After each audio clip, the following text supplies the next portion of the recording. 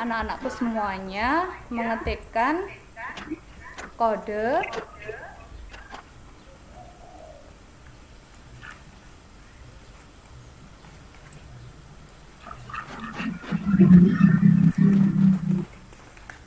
ya, itu ya 51323195.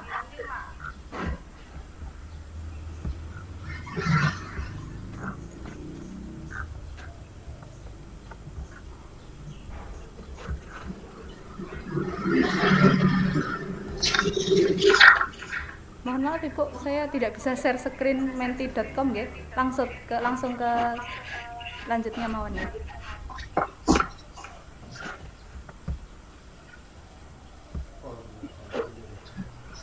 Oke, anak-anakku semuanya, di menti.com ini kalian jawabannya sudah ada, ya. Jadi banyak sekali di sini sudah ada kata yang paling tebal, ada yang paling besar, kemudian yang paling kecil, semakin kecil semakin kecil. Berarti jawaban kalian tentang pertanyaan saya yang ada di menti.com itu tentang terkait materi ibadah puasa. Apa yang kamu ketahui tentang puasa? Ya, ini adalah kata yang paling tebal, yang paling besar. Ini adalah jawaban terbanyak dari kalian. Nah, kalian paling banyak menjawab tentang menahan lapar dan haus. Nah, ternyata kalian berpikir bahwa puasa itu adalah menahan lapar dan haus. Nah, kemudian sebenarnya apa sih puasa itu? Nah, kemudian coba ada yang ingin menanggapi enggak dari jawaban teman kalian, menahan lapar dan haus itu benar apa enggak sih? Nah, coba siapa yang mau menanggapi dari jawaban teman-teman kalian ini? Iya, Bintang. Oh iya, benar, menahan lapar dan haus dari pagi sampai dengan sore. Ada lagi yang mau menjawab mungkin, puasa itu apa? Oh iya, harus disertai niat Bu, dan menahan dari hawa nafsu. Oke, baiklah. Nah, anak-anakku semuanya, untuk memahamkan lagi tentang pengetahuan kalian tentang ibadah puasa, Ibu sudah membagi kalian dalam beberapa kelompok. Nah, nanti akan saya bacakan ya, ada 4 kelompok. Setelah saya bacakan, silahkan berkumpul dengan kelompoknya masing-masing. Ya, silahkan. Yang pertama, ada kelompok pertama, ada Hasna, Bintang, Arya, David, dan Anissa. Silahkan berkumpul di sana. Kemudian yang kedua ada Abizar, ada Aril, Arya, dan Boy. Nah, dan selanjutnya. Nggih, saya kira cukup Bu Rifai nggih. Nggih. Berikan pembelajaran.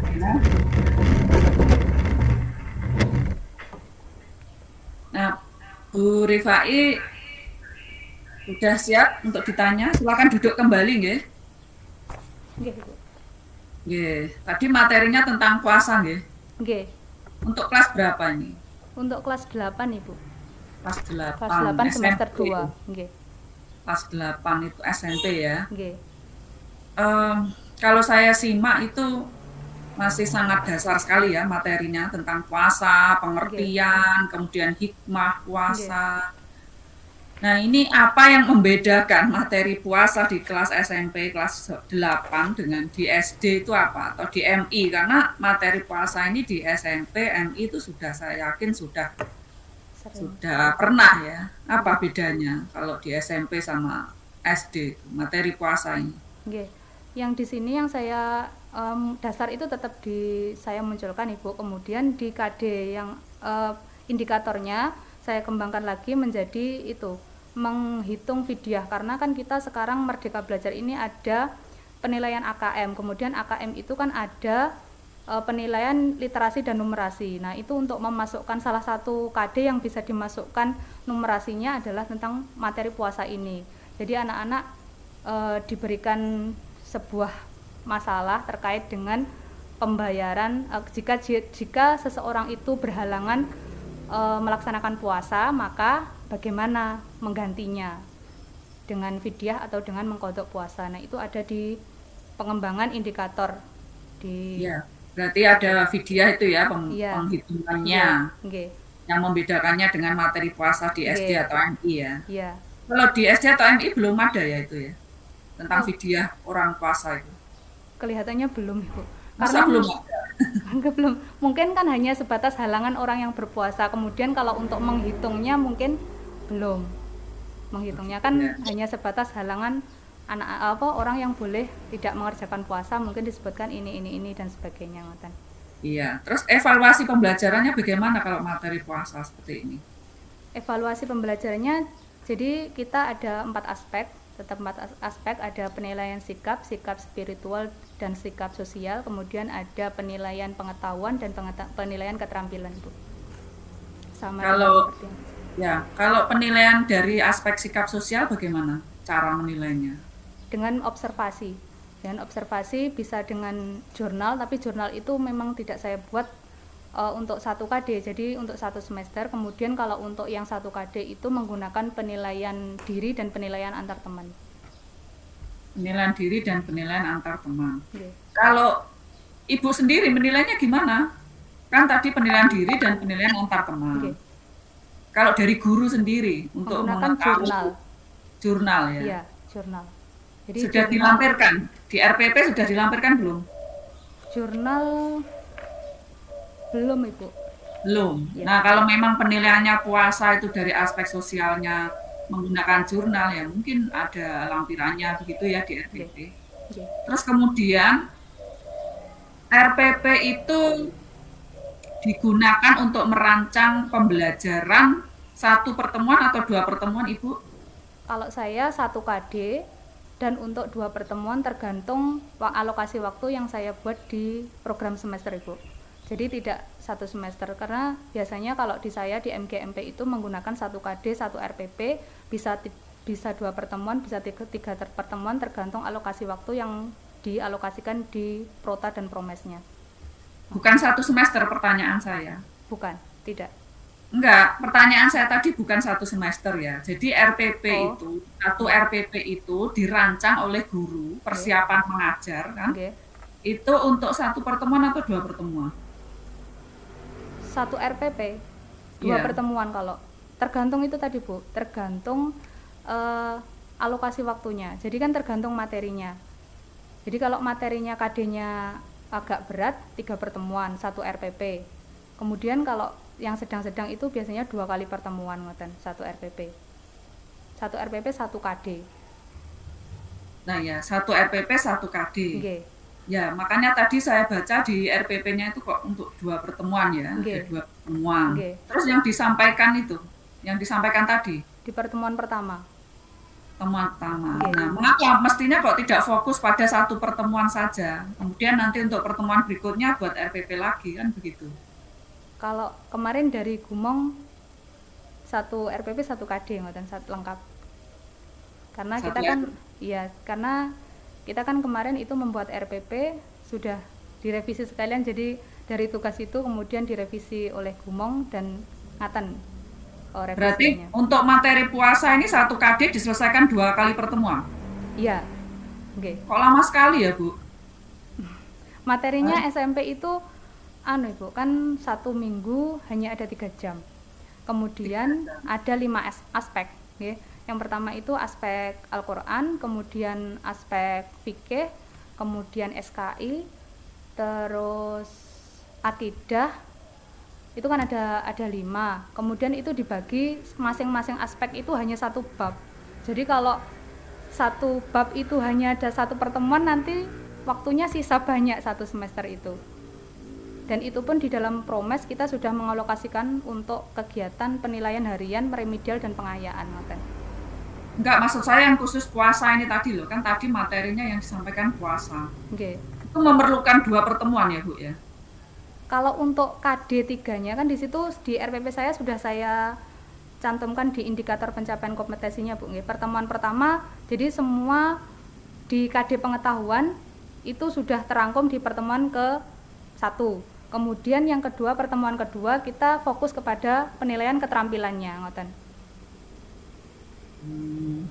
Jadi pertemuan pertama itu untuk pengetahuannya, pertemuan kedua untuk keterampilannya. Kalau keterampilan yang dinilai apanya? Kalau materi puasa itu? Nah, keterampilan itu ini, Bu, kan karena tidak tidak praktik nggih. Jadi kalau penilaian keterampilan itu kan bisa praktik, bisa uji kinerja, kemudian bisa portofolio. Nah, ini yang saya ambil adalah uji kinerja. Uji kinerjanya ya berarti ketika di pertemuan kedua nanti kan ada seperti presentasi kembali dan membuat infografis menggunakan aplikasi Canva. Jadi itu nanti kita menilainya uji kinerjanya anak-anak seperti apa gitu. Kan tidak bisa praktik seperti ibadah sholat, seperti wudhu dan sebagainya kan tidak bisa. Kalau aplikasi Canva itu bagaimana itu menilai puasa, ini benar-benar puasa itu gimana itu caranya? Ini kan di KD yang ke 4.11 ini kan menyajikan hikmah pelaksanaan puasa wajib dan puasa sunnah ngoten nggih Bu. Untuk KD 4.11-nya itu sudah sesuai dengan Permendikbud nomor 37 tahun 2018 itu menyajikan, berarti ya kita mengembangkan indikatornya juga dari situ. Jadi anak-anak saya minta untuk mengamati video, kemudian di situ anak-anak mengembangkan kan infografis, jadi dia menghubungkan dari kalimat dihubungkan sehingga anak-anak nanti dengan kelompoknya menyajikan di depan kelas. Nah, itu yang kita nilai. Jadi diskusinya, kerjasamanya dengan kelompoknya, kemudian hasilnya seperti apa, itu yang kita nilai ngoten. Berarti beda tipis dengan aspek pengetahuan ya kalau anak-anak disuruh presentasi kembali itu. Iya, kalau di aspek pengetahuan lebih ke instrumennya. Kalau pengetahuan kan seperti tes itu nggih Bu, tes tulis, kemudian tes lisan, ngaten. Nggih, kalau di keterampilan presentasi. Uji kinerjanya, jadi anaknya istilahnya uji kinerjanya seperti apa ngoten. Saya kira cukup dari saya Pak Waris. Monggo untuk Pak Waris, barangkali ada yang ingin ditanyakan.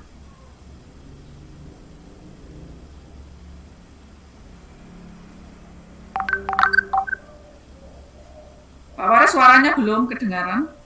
Masih. Oh ya, lupa.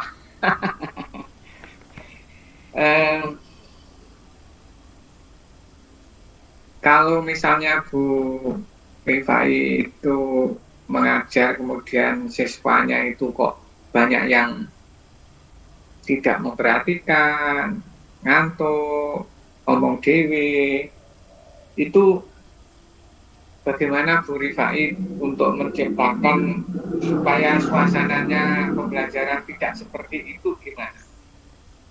Biasanya ada brainstorming Bapak, jadi kadang saya kasih tepuk, misalnya tepuk 1, 2, 3 huha, atau di situ di RPP juga saya sebutkan ketika di pertengahan itu ada tepuk good job untuk relaksasi dan sebagainya itu. Jadi anak-anak biar kembali fokus.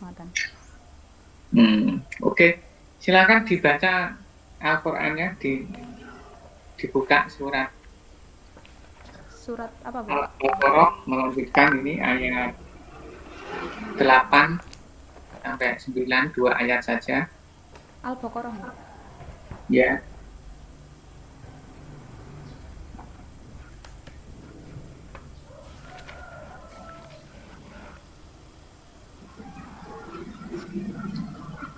Ayat 8 sampai 9, 2 ayat saja. Nggih.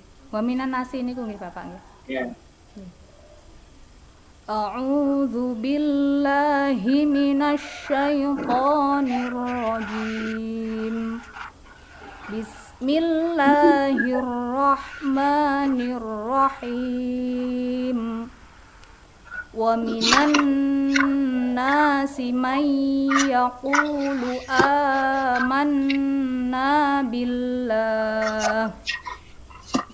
amanna billahi wa bil yaumil akhir wa ma hum bimu'minin yukhadi'una allaha walladzina amanu wa ma yakhda'una illa anfusahum wa ma yash'urun.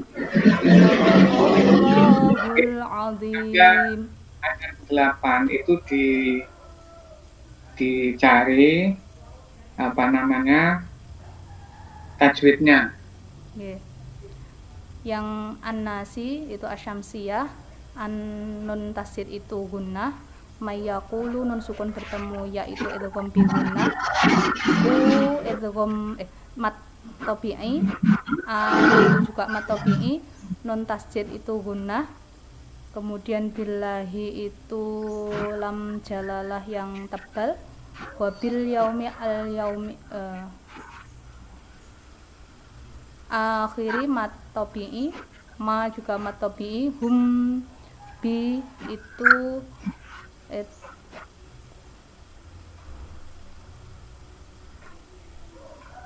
idgham Idgham apa? Eva Syafari Ya. Bapak. Eva Syafari. Wa Oke, mahum yang- lil mu'minin. Nggih. Saya tanya yang wabinan nasi mai itu apa? Idgham bi gunnah Ada berapa huruf? 4. Ya nun Apa? wawu. Ya, selain ini contohnya apa? Selain itu nggih di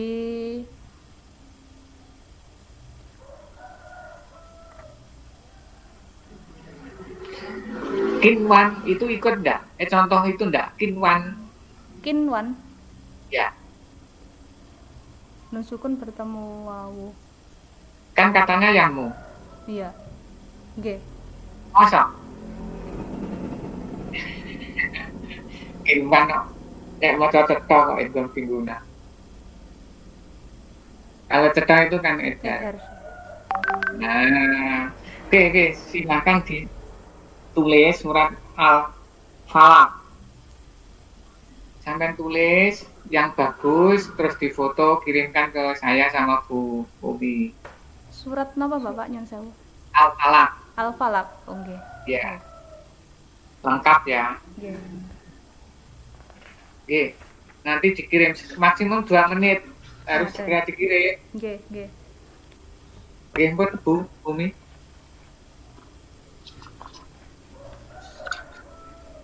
Masih unmute Bu Umi.